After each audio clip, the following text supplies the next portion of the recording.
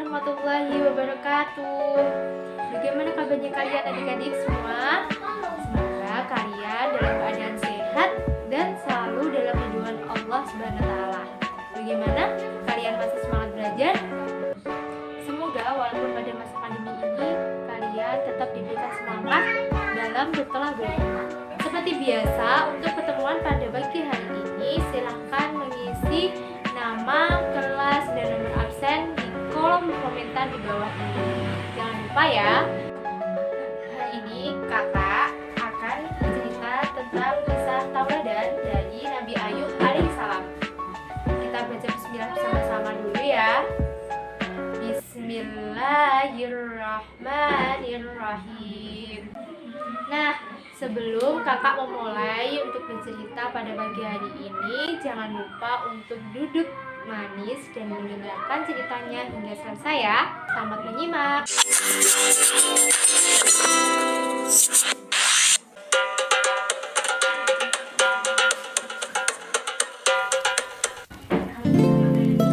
Adik-adik, Nabi Ayub alaihissalam merupakan salah satu dari 25 Nabi Allah yang wajib kita ketahui kisahnya. Nabi Ayub alaihissalam adalah putra dari Nabi Ishak. Ayahnya merupakan seorang peternak yang sangat kaya raya. Setelah ayahnya wafat, Nabi Ayublah yang mewarisi harta kekayaannya. Walaupun kaya raya, namun Nabi Ayub tidak sombong dan sangat dermawan. Beliau selalu bersedekah kepada kaum miskin. Istri Nabi Ayub bernama Siti Rahmah. Mereka dikaruniai oleh Allah anak perempuan dan anak laki-laki. Nabi Ayub tidak pernah mengeluh dan selalu bersyukur atas nikmat yang Allah berikan kepadanya. Hal ini yang membuat iblis menjadi geram. Ada yang tahu kenapa iblis menjadi geram pada Nabi Ayub? Iblis geram kepada Nabi Ayub karena Nabi Ayub adalah orang yang sangat sabar dan tidak mudah mengeluh, sehingga membuat iblis menghadap Allah untuk meminta izin bersama Nabi Ayub alaihissalam. Ya Allah, izinkan aku menggoda Nabi Ayub di luar batas kemampuan manusia. Allah pun mengizinkannya. Nah, adik-adik, kira-kira bagaimana ya caranya iblis untuk menggoyahkan keimanan Nabi Ayub? Tanpa berlama-lama, iblis pun membuat rencana untuk menggoyahkan keimanan Nabi Ayub. Iblis memusnahkan semua yang dimiliki oleh Nabi Ayub. Ribuan hewan ternaknya pun mati seketika, lumbung gandumnya hangus terbakar, dan ladang perkebunannya pun jadi kering, sehingga membuat Nabi Ayub jatuh miskin dan hidup sengsara.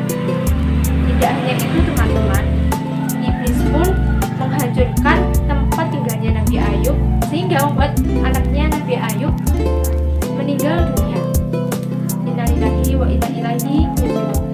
Semua dari Allah dan kembali lagi kepada Allah. Ucap Nabi Ayub. Nah, adik-adik, kira-kira Nabi Ayub mau nggak ya dengan cobaan ini?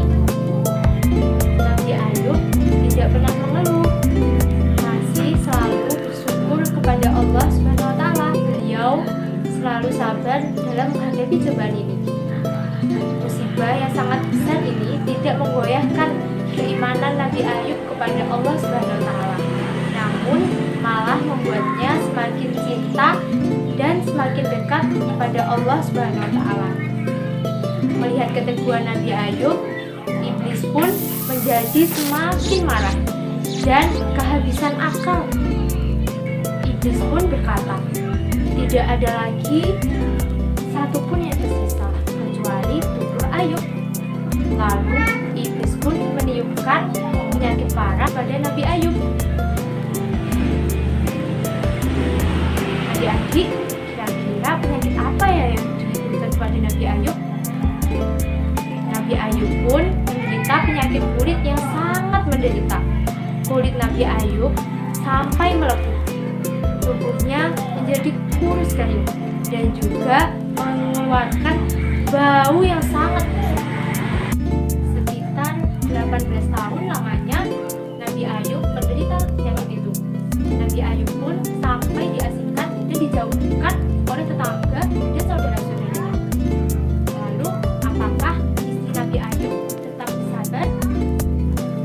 Setelah ditimpa berbagai musibah, istri Nabi Ayub pun mulai goyah. Namun, Nabi Ayub pun mengingatkan istrinya bahwa dia sudah mulai tergoda godaan setan. Akhirnya, istri Nabi Ayub pun pergi meninggalkan Nabi Ayub. Lalu, bagaimana ya caranya agar Nabi Ayub bisa sembuh? Dan obat apa ya yang bisa menyembuhkan penyakit Nabi Ayub? Kondisi Nabi Ayub pun semakin lemah. Suatu hari, Nabi Ayub mendapat petunjuk dari Allah untuk meletakkan kakinya ke tanah. Tanpa diduga, keluarlah air yang cukup segar. Lalu Nabi Ayub meminumnya dan mandi menggunakan air tersebut. Masya Allah, atas izin Allah, penyakit kulit yang diderita Nabi Ayub hilang seketika.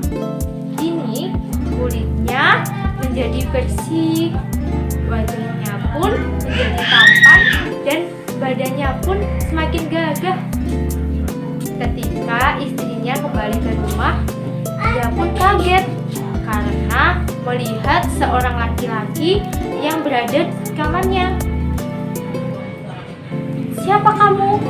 Di mana suamiku?" Nabi Ayub pun menjawab, "Aku adalah Ayub suamimu. Alhamdulillah, Allah sudah menyembuhkan penyakitku." Melihat sebuah suaminya, Siti Rahmah pun bahagia. Dia menjatuhkan diri dan untuk minta maaf karena meninggalkan Nabi Ayub alaihissalam. Nabi Ayub pun memaafkan kesalahannya. Allah memberikan imbalan kepada Nabi Ayub atas sikap sabar dan tabahnya dalam menghadapi ujian. Allah kembalikan semua kekayaan Nabi Ayub karena keuletannya dalam bekerja. Namun, walaupun sudah menjadi kaya raya lagi, Nabi Ayub pun tetap rendah hati dan tidak sombong.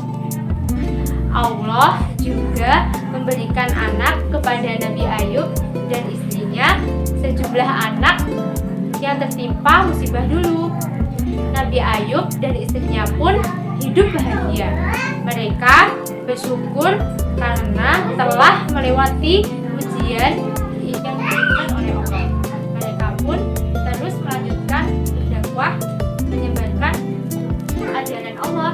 Nah, adapun hikmah yang bisa kita ambil dari cerita Nabi Ayub alaihissalam ini. Sikap Nabi Ayub baik hati dan sabar, selalu bersyukur, dapat kita jadikan contoh untuk kehidupan sehari-hari. Karena Allah Subhanahu wa Ta'ala akan memuliakan orang-orang yang bersabar ketika mereka ditimpa musibah. Sekian cerita dari kisah tauladan Nabi Ayub alaihissalam. Semoga adik-adik dapat menjadikan contoh agar selalu bersyukur atas nikmat yang telah Allah berikan kepada kita. Oke dek, makasih sudah menyimak cerita kakak pada pagi hari ini. Kurang lebihnya kakak mohon maaf. Stay safe and healthy, be happy. Untuk mengakhiri pembelajaran pada pagi hari ini, marilah kita tutup bersama-sama dengan bacaan tasbih dan hamdalah.